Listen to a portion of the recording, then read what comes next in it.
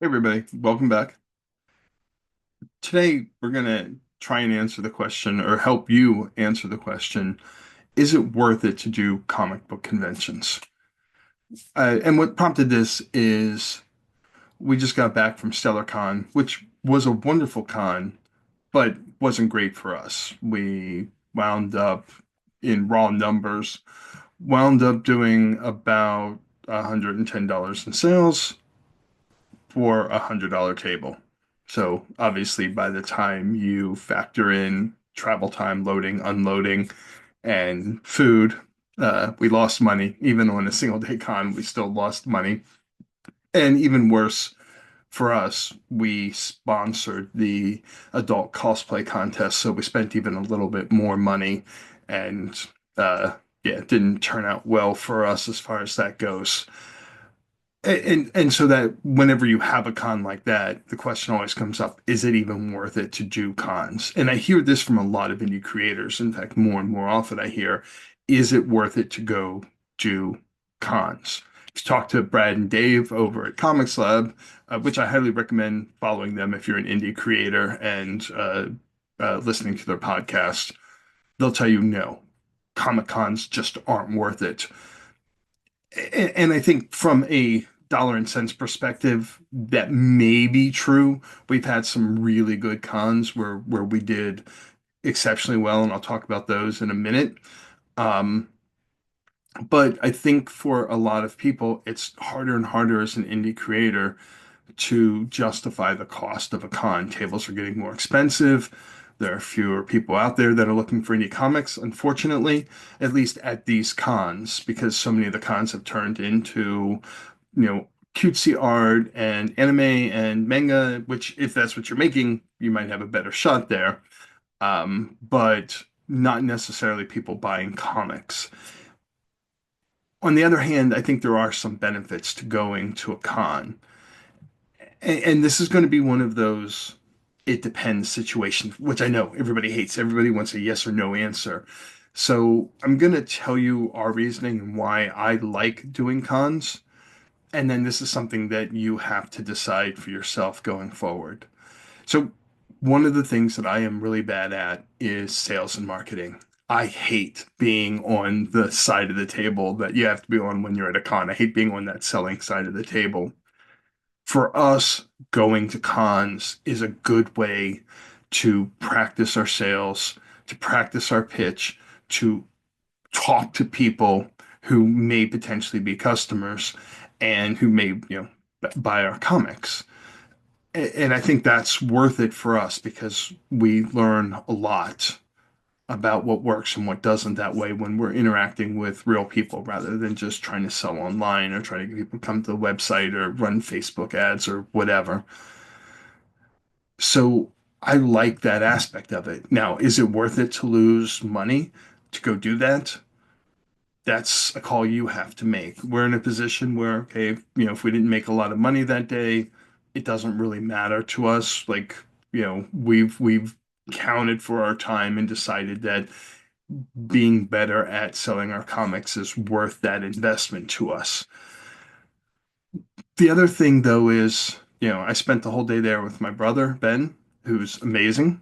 And he and I sat down and mapped out a story over the course of the day. And as ideas came to us, as we looked things up, that story got better and better. So, comic that we want to work on next, we now have an outline for that story. And that's something that I really enjoy doing with him and doing something in person. And I would rather do it at a comic book convention than sitting at a Ruby Tuesdays for 8 hours, especially because we live in different states. And so connecting for there.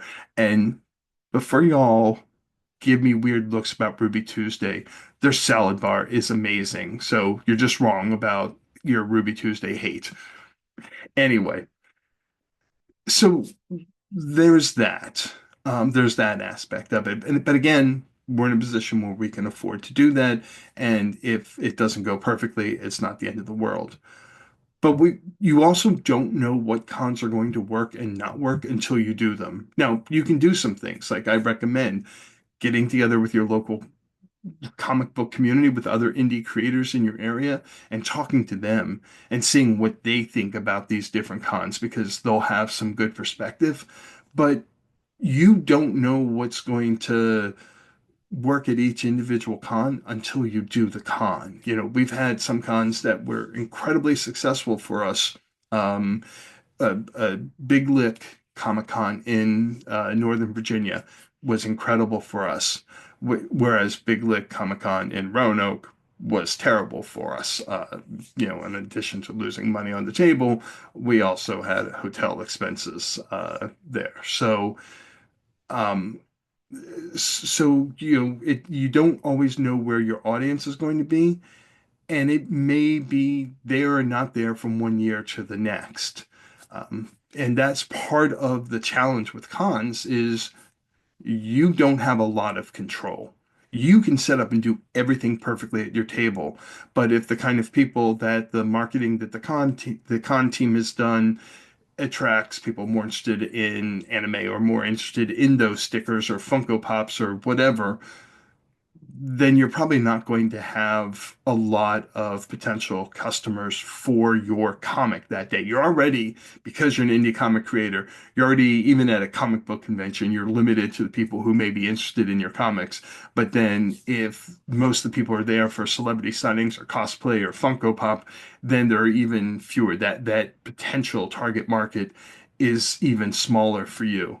Which, and I'm going to go on a little side rant here, if you are somebody coming to a comic book convention and somebody's trying to sell you your comic, you don't have to buy the comic, obviously. You don't even have to stop at the table and talk to them.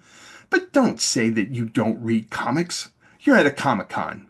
So just saying that you don't read comics is insulting and annoying, and you know, shouldn't do that.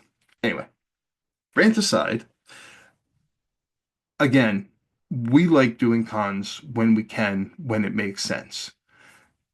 It's a lot.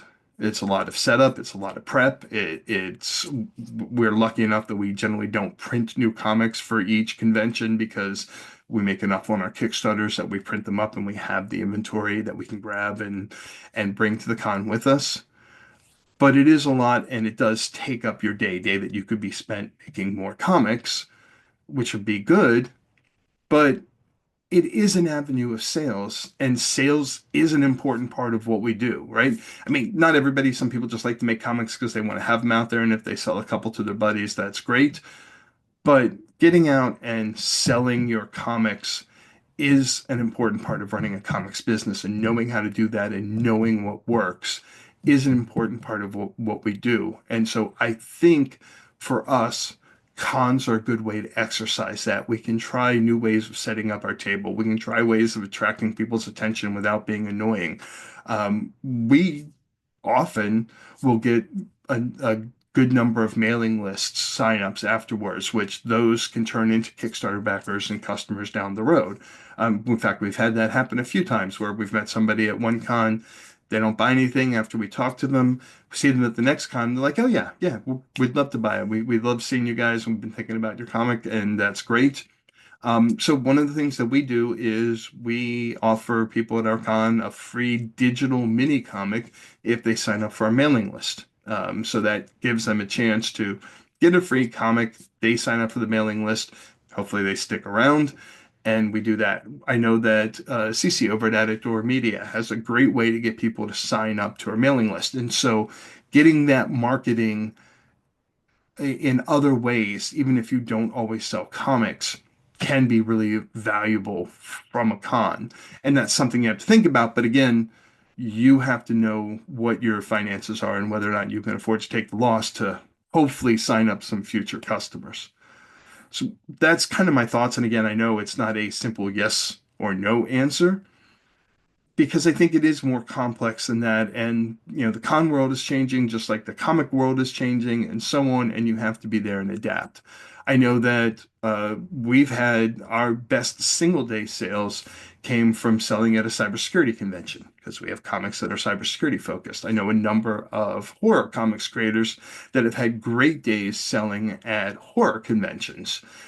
So think beyond the comic book convention, there may be other places to go where you can sell.